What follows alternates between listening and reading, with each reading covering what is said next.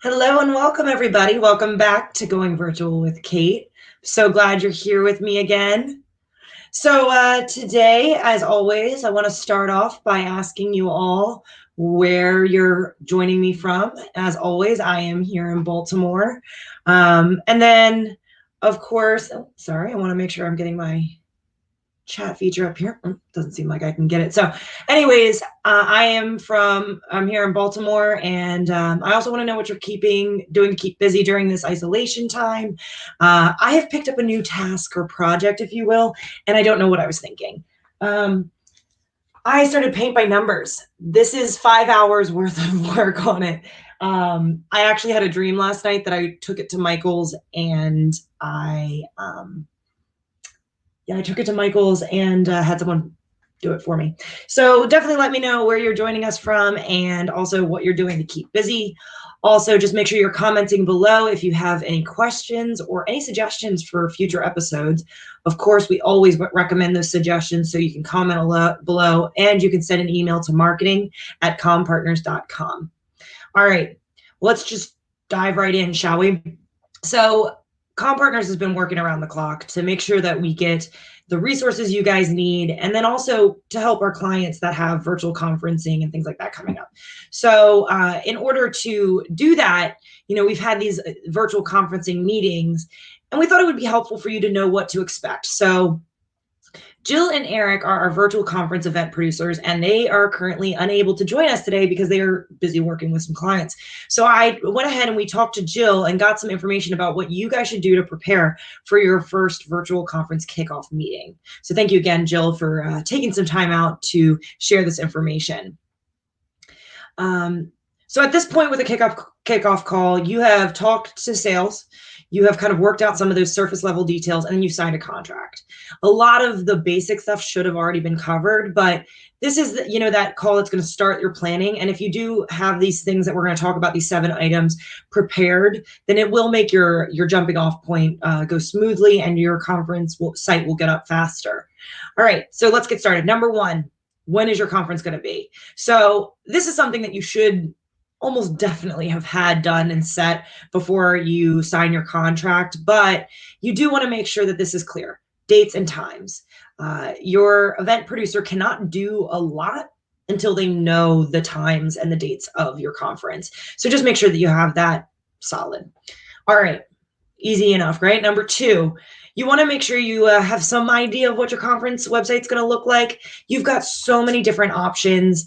So you want to kind of think about, first off, subdomain of your current website, or are you going to use our domain name, which is elevate.compartners.com. So,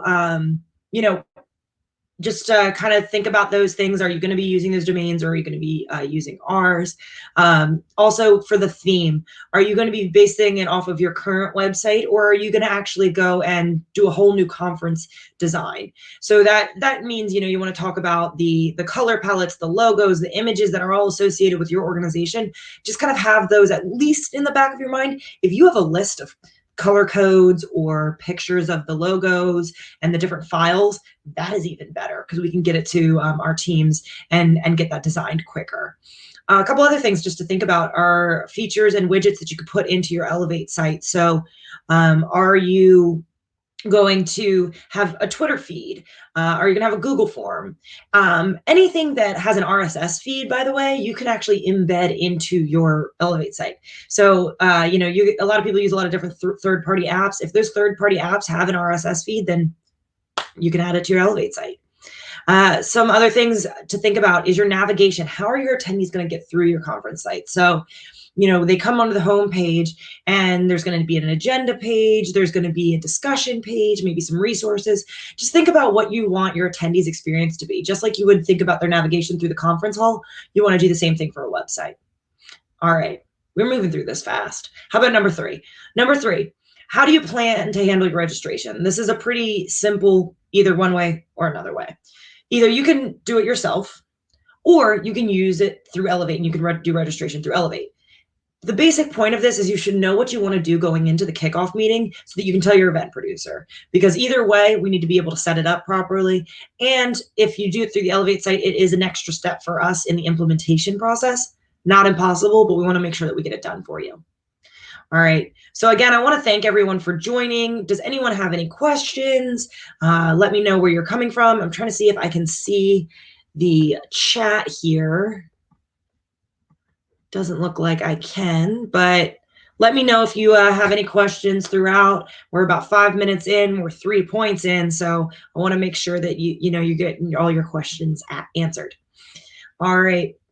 So the fourth thing is, what does your agenda look like? So your event producer doesn't really need to know all of the little details of who's speaking and what they're speaking about. But what they do need to know is when you're having your sessions and how long those sessions are going to go. And then also the breaks. Not breaks. This is something that we have been hearing a lot about here in Comm Partners, and I honestly can't stress enough. So I'm going to just say it out loud. You need breaks. Just like you would in a normal conference setting, people need to be able to take personal and bio breaks. They need to be able to check their emails or do some other work. They need to be able to maybe troubleshoot some technology.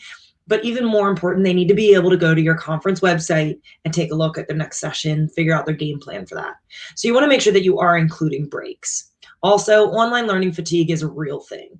I'm hearing more and more news stories about it. So I want to make sure that you understand that the virtual learning is just a little bit different, and it's going to just fatigue a learner a little bit differently too. So giving people time to decompress is a really, really awesome tool. All right. So number 5, let's just keep on moving. Number 5, what is your session format? So you have your session, but are your speakers going to be on webcam or not? Are they going to be having their slides showing or not? Is it going to be just slide and audio? Is it going to be just webcam? You want to just kind of figure out what combination you're doing for your sessions. Another option is doing pre-produced videos. So you've already recorded them, and it's a matter of basically pressing play. Are you going to integrate that with a live Q&A? Just different things like that. All right. And then just be aware that your event producer is a professional in this, right? We do it all the time. We know what works and what doesn't. So be a little bit flexible with your session format if possible, because they are going to be able to speak to what the best session format, especially for the estimated attendance for your conference. All righty. The last one is not the last one. Sorry, we've got 2 more. Number 6, will you include sponsors? So I know a lot of people, we've talked about this, of how to monetize your conference, and having sponsors is a great way of doing that. But go ahead and let your event producer know if, number 1, you're planning on having sponsors, and then also what you plan on doing for those sponsors, what is in their sponsorship package, and what are the different levels. That way you can see, the event producer can make sure that all the videos are set up, or if they're introducing the sessions, we've trained them properly, or, just making sure that the virtual exhibit hall is set up.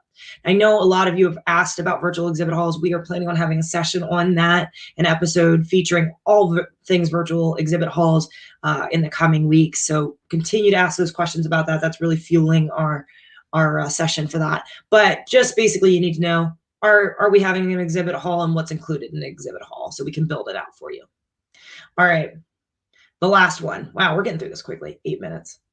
So the last one, number 7, will you include post-conference or post-session actions? So this is something that I don't think people think of all the time, especially with virtual conferences, but you want to make sure you're kind of getting this off on the onset of the planning. So are they receiving credit? Are they receiving certifications? Are they even going to get an evaluation? Knowing what you are expecting of your attendees and your attendees are expecting of you at the after would help, so that the event producer can actually implement those now. So just go ahead and make sure that you're letting them know, letting your event producer know whether they're expected to have certificates available or something like that, so that they can get it all set up. Also, are they going to be doing it after the session or after the conference? You want to make sure that each item has that specific instruction. Otherwise, there's kind of a little bit of chaos. So those are your 7 things that you need to know going into your kickoff meeting. So are there any questions, comments? Let me know where you're coming from. Once again, I really do appreciate you joining me every week. We try to keep these about 10-15 minutes. Sometimes they're longer. If it's just me, they're really short, but we want to make sure that you're getting content in small bite-sized chunks. So let me know if you have any questions. As always, also our blogs always accompany these videos. So afterwards, you will see a blog go up on our Comm Partners website that you can locate in our resources tab.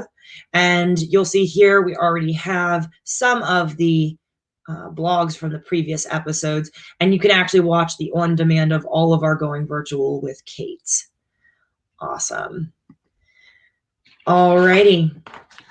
So I don't see any questions or anything like that. My tech team says that they don't see any right now. So I want to thank you guys for joining me. I really appreciate it.